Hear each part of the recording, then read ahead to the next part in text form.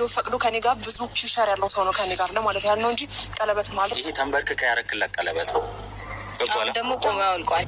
ሰላም ጤና ይስጥልኝ። እንዴት የተከበራችሁ ቤተሰቦች እንዴት ናችሁ? አለን እግዚአብሔር ይመስገን።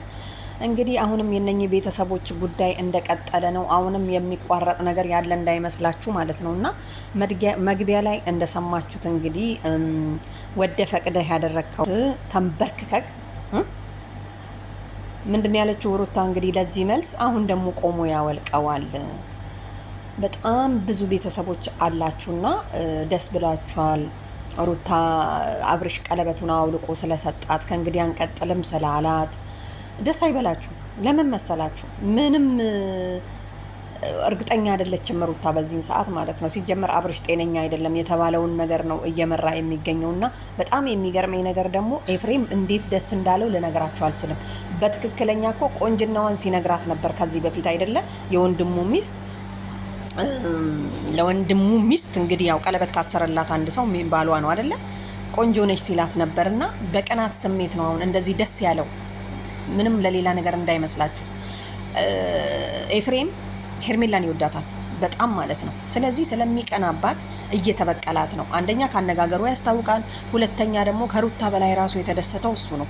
ምክንያቱም ሩታ ምንም ማረጋገጫ የላትም እንዳልኳችሁ። ለምን ብትሉ አብርሽ ነገ ጠዋትም ሌላ ሴት ጋር ሄዶ ማሰሩ አይቀርም።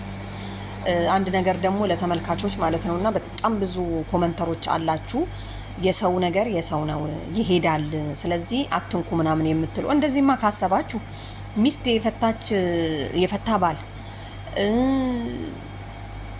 የፈታች ሚስት በቃ ነገ ጠዋት ጥሎኝ ሊሄድ ይችላል በሚል እንግዲህ ሰው ተለያይቶ ባለበት ሰዓት አይጋባ እኮ እያላችሁ ነው። ምክንያቱም ትጠራጠራላችሁ። መጠራጠርን በውስጡ ነው እያደረጋችሁ ያላችሁት ማለት ነው። እንደዚህ አይደለም።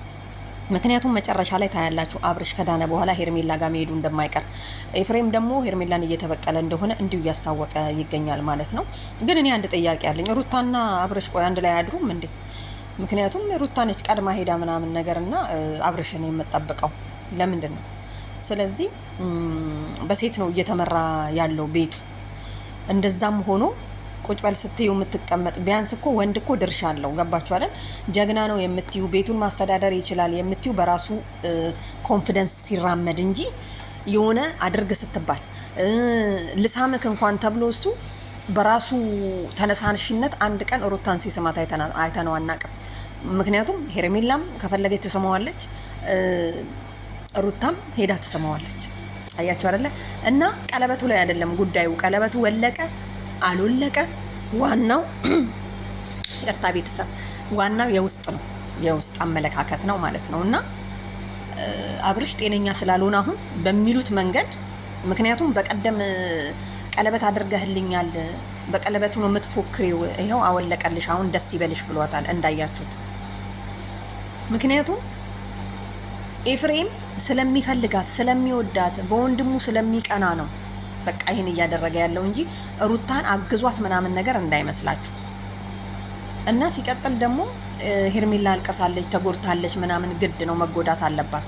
ስሜቷን ልትረዱ ይገባል። ምክንያቱም አብርሽ እንደነገርኳችሁ ብቻውን በሆነ ሰዓት ነው ሄርሜላ ያገኘችው እንጂ አንድ ቤት ሆነው አይደለም። ይሄ ማለት አብርሽ በከፋው ሰዓት ሄርሜላ ከጎኑ ተቀመጠች ማለት ነው። ሰው በከፋችሁ ሰዓት አጠገባችሁ የተቀመጠን ሰው እሱ እኮ አሁን አያውቀውም። ምክንያቱም ችግር ስላለበት አያውቀውም። ምንም አላችሁ ምንም ማለት ነው። ሄርሜላና አብርሽ በሌላ ዙር መገናኘታቸው አይቀርም። ምንም ማስተማመኛ የለማ። አሁን የሰው ነገር የሰው ነው ብላችሁ ካመናችሁ አሁንም ቢሆን አብርሽ ሩታ ጋር የመቀመጡ ማስተማመኛችሁ ምንድን ነው ነው ጥያቄ። ትላንት ጥሏት ሄዷል ሌላ ሴት ጋር፣ ዛሬም እኮ ጥሏት ሄዳል ሌላ ሴት ጋር። በቃ ሌላ ነገር ምንም የለም። ምክንያቱም በል የተባለውን ቃላት ነው። እንዴት ፈዞ እንደሚያያት አያችሁ አይደለ? ይኸውላችሁ እንግዲህ እሷ ስታለቅስ እሱ ለሄርሜላ የመናገር የሚፈልጋቸው ነገሮች በጣም ብዙ ነገሮች አሉ። ግን እንዴት ይናገር? ምክንያቱም ተከቧል። አንደኛ ኤፍሬም ወንድሙ አለ፣ ባለቤትየው አለች ሩታ ማለት ነው። ስለዚህ መናገር አይችልም የሚፈልገውን ነገር። ቤተሰብ ምን ልላችሁ ፈልጌ መሰላችሁ? ሩታ በጣም ተጎድታለች። ልትጽናና የሚገባ ነው። ኤፊ ምንድን ያለው እንደውም ሴፉ ጋር መቅረብ አለባት። ፍትህ ለሄርሜላ ማለት አለብን። እኔም ደግፋለሁ። አዎ ፍትህ ለሄርሜላ አሁንም ቢሆን ማለት ነው። ምክንያቱም አብረው እየተዋደዱ በሌላ በእጅ አዙር የሆነ ነገር ብቻ አድርገውበት አብርሽን ኤፍሬምም ስለተበቀላት ነው፣ ስለሚፈልጋት ነው፣ ስለሚወዳት ነው። አንተን አልፈልግህም፣ እኔ የምፈልገው ወንድምህን ነው፣ አብርሽን ነው የምወደው ስላለችው እችን ቂም ይዞባት ከሱ ጋርማ አትኖሪም፣ እንደምንም አላቅቄ ከሩታ ጋራ ማድረግ አለብኝ፣ ሄርሜላ መቀጣት አለባት።